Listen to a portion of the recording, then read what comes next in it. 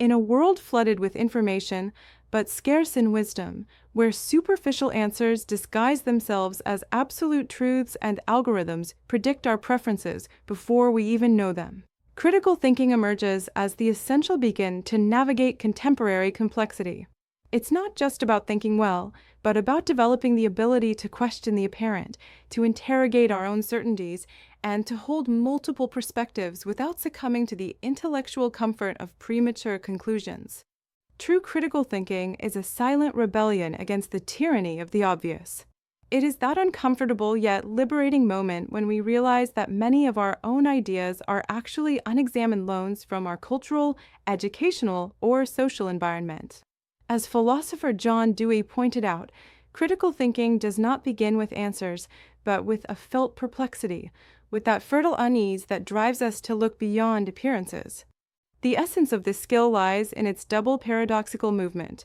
On one hand, the rigorous application of intellectual standards, clarity, precision, relevance, depth, and on the other, the mental flexibility to consider alternative views.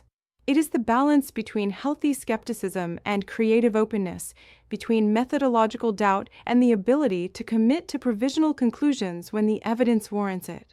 Great scientific and social advances never arose from uncritical acceptance of the status quo, but from that ability to ask why, when everyone assumed because yes.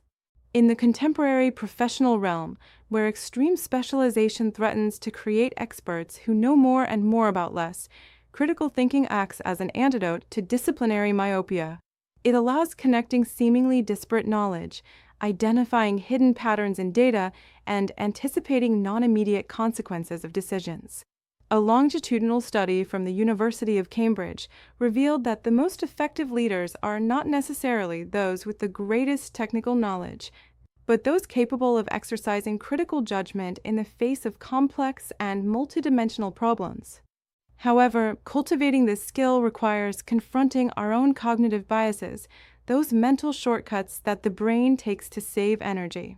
Confirmation bias, which leads us to seek only information that validates our prior beliefs, the halo effect, which causes us to overvalue ideas coming from sources we find attractive, or the sunk cost fallacy, which pushes us to persist in errors simply because we have already invested in them. All these obstacles demand constant intellectual vigilance. Critical thinking reaches its highest expression when it transcends the individual realm and becomes collective practice. The most innovative organizations promote what management theorist Chris Argyris called double-loop learning, the ability not only to solve problems within existing frameworks, but also to question the frameworks themselves when they prove insufficient. These are cultures where the uncomfortable question is rewarded more than the conformist answer, where reasoned dissent is valued as an antidote to groupthink. In the digital age, where echo chambers reinforce prejudices and fake news spreads faster than verified facts, critical thinking shifts from a professional skill to an ethical imperative. It involves developing what philosopher Karl Popper called the scientific attitude, not the possession of definitive truths, but the willingness to subject all claims, especially one's own, to scrutiny by evidence and reason.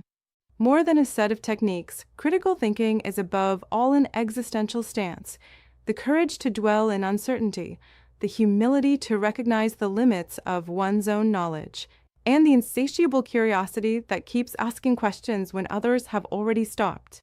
As poet Rainer Maria Rilke wrote, live the questions themselves, and perhaps gradually, without realizing it, come to live the answers.